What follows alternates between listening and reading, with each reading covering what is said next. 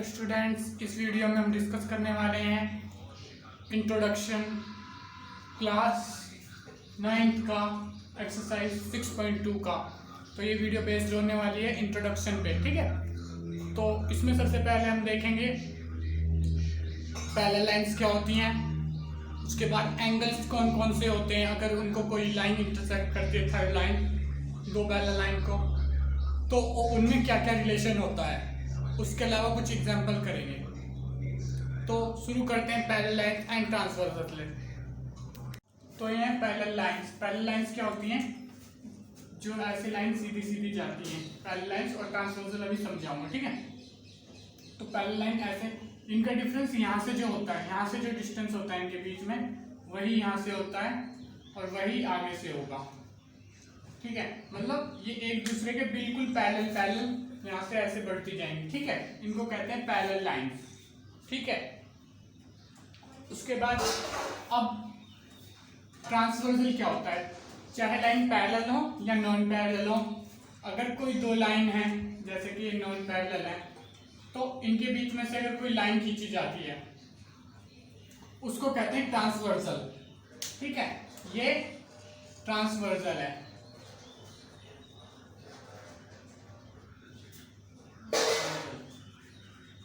और parallel line क्या है, यहाँ पे दिखा देता हूँ मैं एक बार। पैरेलल लाइन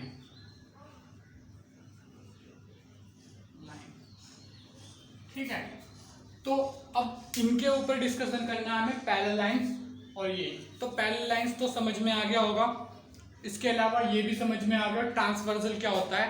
ट्रांसवर्सल वो होता है जो इंटरसेक्ट करता है दो लाइनों को, ठीक है, किसी पॉइंट पे। तो ये पॉइंट इस पॉइंट पे कर रहा है, ठीक है।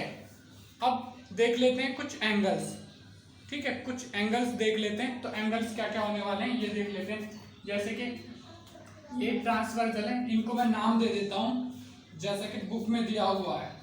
तो इस लाइन को मैं बोल देता हूँ L, जो ट्रांसवर्सल है। इस लाइन को बोल देता हूँ M, ऊपर वाली को, ठीक है, और नीचे वाली को N। ऐसा ही बुक में दिया हुआ है। एक मिनट, इसको लेते हैं metre. Parallel line I hope समझ में आ गया होगा पैरेलल लाइन क्या होती है, ठीक है। वैसे पढ़ भी रखा होगा पहले आपने, जिनके बीच का डिस्टेंस बराबर रहे, ठीक है।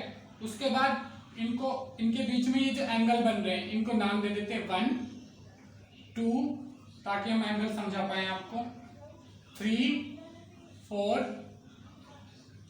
5, 6, 7, 8।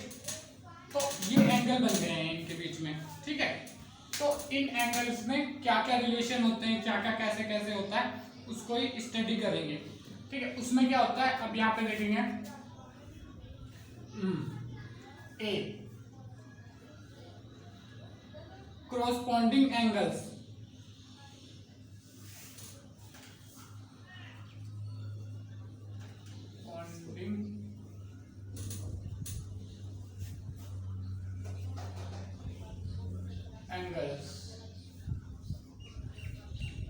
क्रॉसपॉन्डिंग एंगल्स कौन कौन से?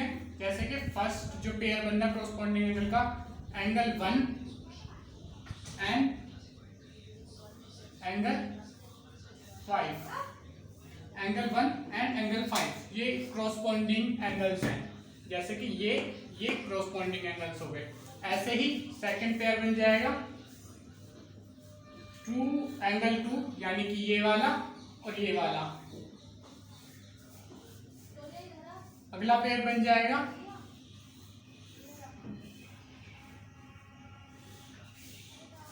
4 एंड 8। अगला पेयर बन जाएगा 3 एंड एंगल 7 का, ठीक है। ये हो गए क्रॉसपॉन्डिंग एंगल्स हमारे, ठीक है। उसके बाद कहाँ पे लिखूं अगले एंगल? उसके बाद अल्टरनेट एंगल्स। अल्टरनेट एंगल्स भी जो है, अल्टरनेट एंगल्स के क्या क्या पेयर्स हैं इसमें? तो अल्टरनेट एंगल, पहले एंगल समझ लेते हैं, इसके बाद पढ़ेंगे इनकी प्रॉपर्टी क्या क्या होती है। अल्टरनेट एंगल में क्या प्रॉपर्टी होती हैं, अल्टरनेट एंगल्स के पेयर में, और कॉरस्पॉन्डिंग एंगल्स की क्या क्या प्रॉपर्टी होती हैं, पैरेलल लाइंस अगर होती हैं या पैरेलल लाइंस अगर नहीं होती हैं। अल्टरनेट हो जाएगा 4 और 6,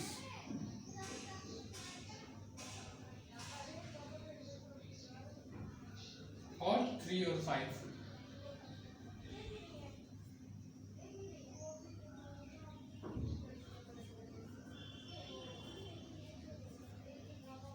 तो ये एंगल है अल्टरनेट, कौन से, 4 और 6, 3 और 5। ये इसके अंदर बॉक्स के अंदर के 3 और 5, 4 और 6, ठीक है। ये अल्टरनेट एंगल हो गए। इसके अलावा कहाँ पे करूं, ठीक है, इसके अलावा अल्टरनेट एंगल और है सेकंड,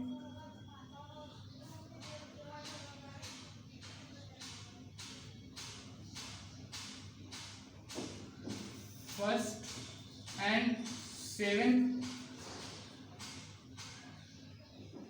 और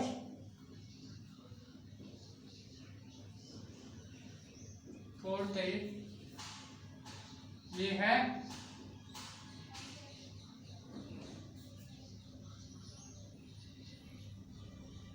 2 and 8,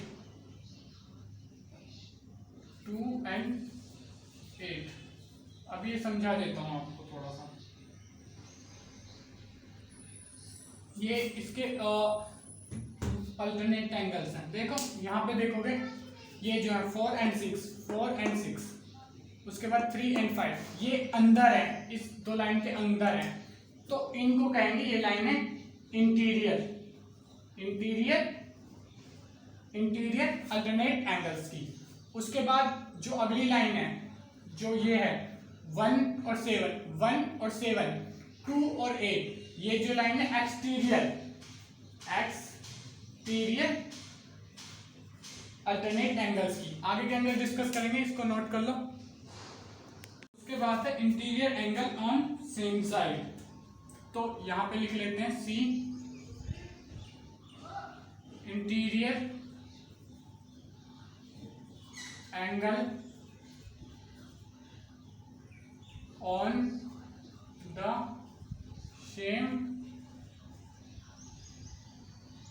side of the transversal,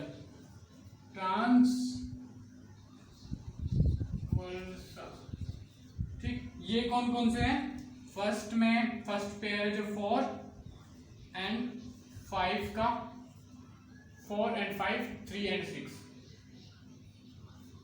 second pair 3 and 6 का, ठीक है। इसके साथ ये हो गया हमारे एंगल। अब स्टडी कर लेते हैं अगले इनमें क्या क्या रिलेशन होता है उस चीज की, ठीक है। तो ये है एक्सियोम 6.3, इसको समझ लेते हैं। इफ अ ट्रांसवर्सल, अच्छा एक्सियोम का कोई प्रूफ नहीं होता है, केवल थ्योरम का प्रूफ होता है। ये तो खुद मतलब करके देखे जाते हैं, ठीक है। ये थ्योरम में और एक्सियोम में यही फर्क होता है कि ये ऑलरेडी मतलब चीजें हुई, उनसे हमें रिजल्ट नाप के देखे। जैसे कि इन्होंने उस चीज को चेक करके देखा कि एंगल बन रहे हैं। इसका कोई मैथमेटिकली ऐसे प्रूफ नहीं होता कि ये इक्वल टू ये इक्वल, जैसे थ्योरम्स का होता है, ठीक है। तो यही फर्क होता है एक्सियोम और थ्योरम में, ठीक है। If a transversal intersects two parallel line, ठीक है, तो समझ लेते हैं इसको क्या कह रहा है। दो पैरेलल लाइन है, इनको कोई ट्रांसवर्सल इंटरसेक्ट करे ऐसे, ठीक है। Then each pair of corresponding angles, each pair of corresponding angles, तो इसमें क्रॉसपॉन्डिंग एंगल्स के पेयर क्या बनेंगे, एक तो ये और ये और ये,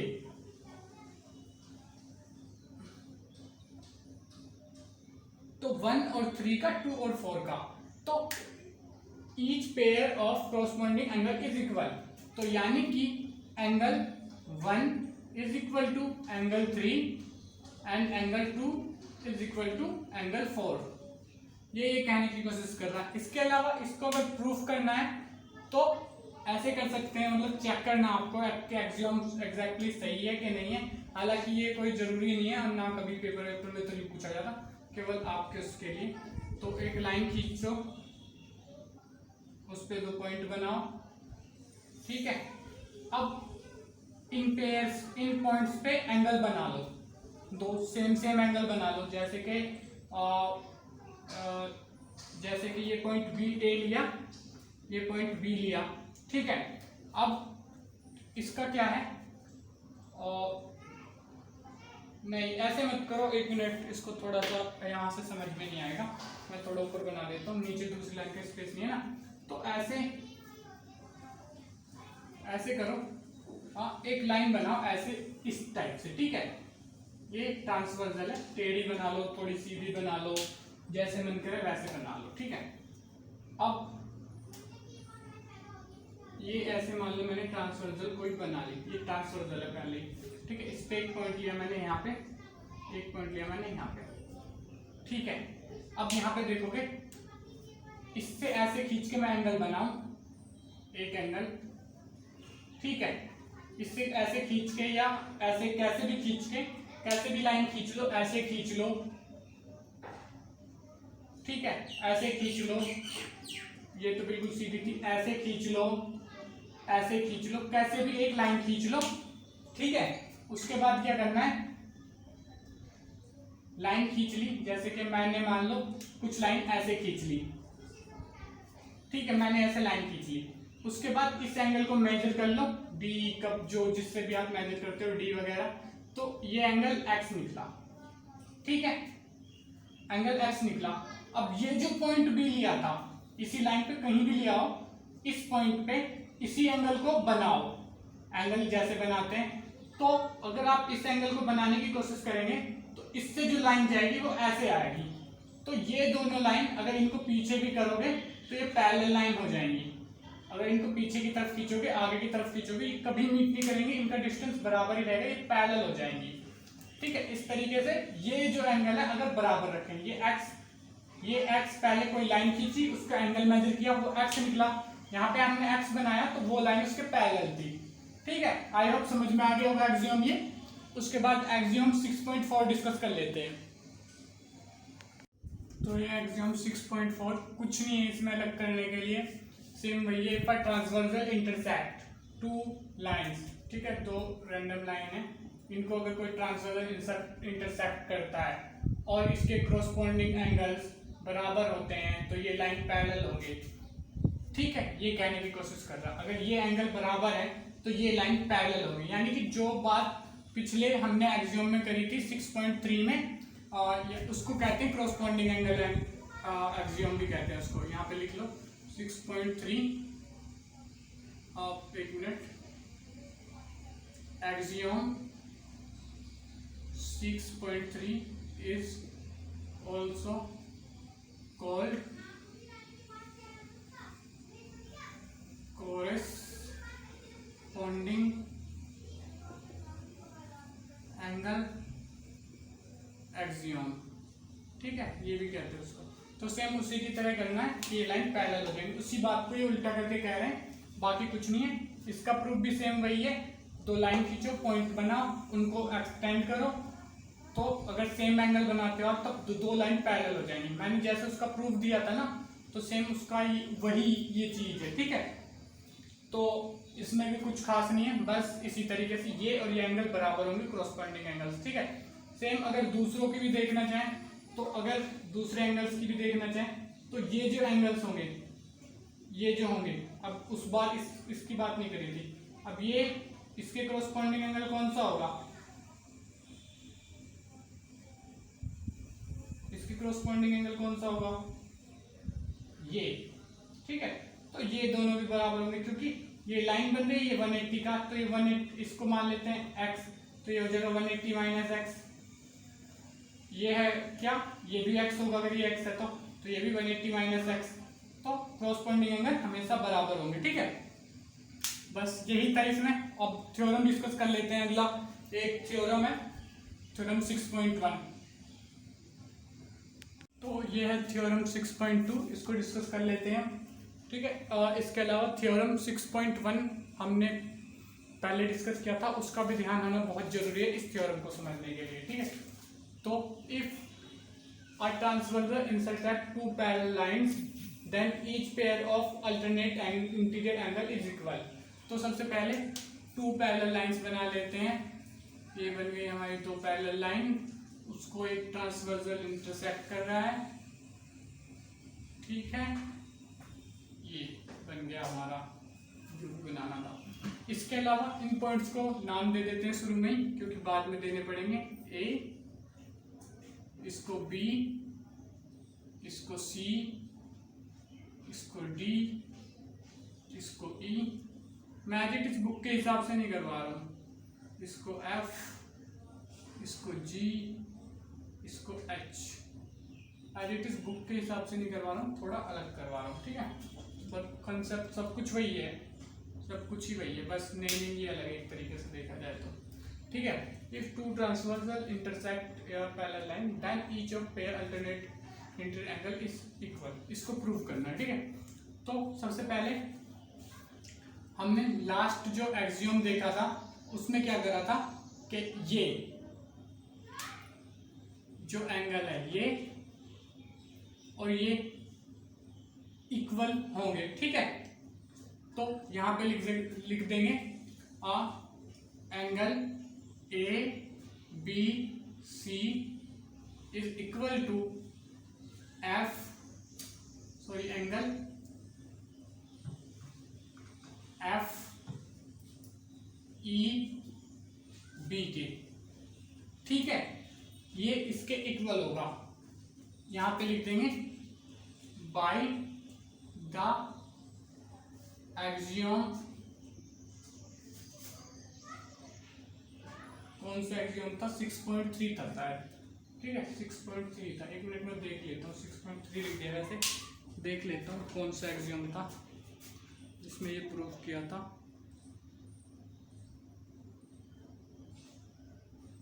हाँ, 6.3 था।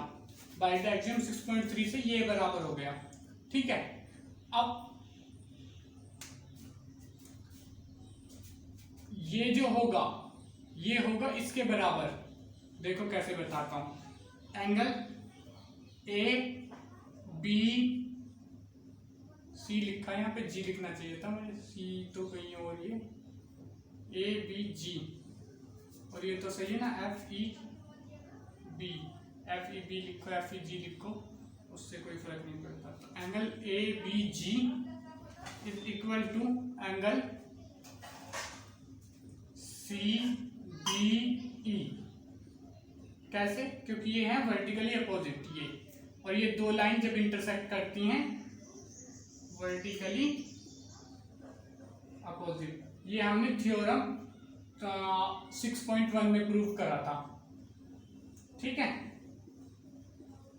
वर्टिकली अपोजिट एंगल, ये थ्योरम 6.1 में प्रूव करा था। ये भी लिख देता हूँ, थ्योरम 6.1 में प्रूव करा था ये हमने। ठीक है, वर्टिकली एंगल बराबर होते हैं।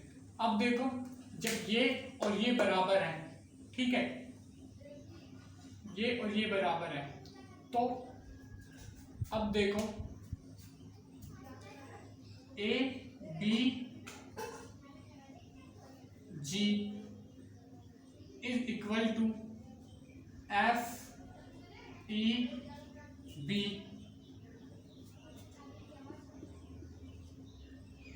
First,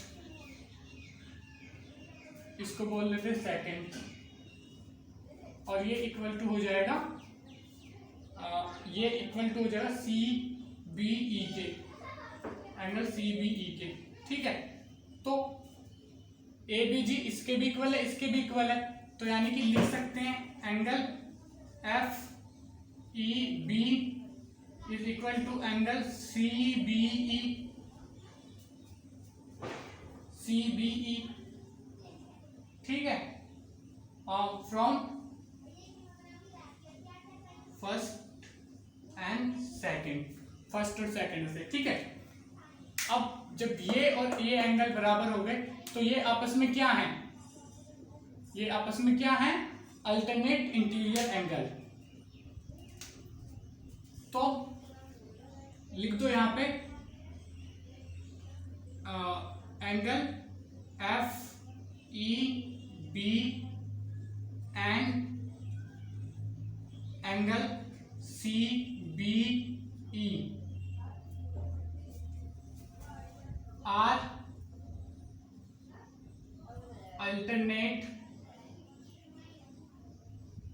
alternate interior angle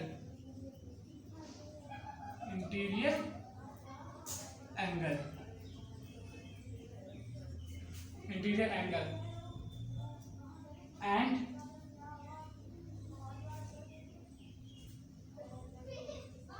FEB is equal to CBE।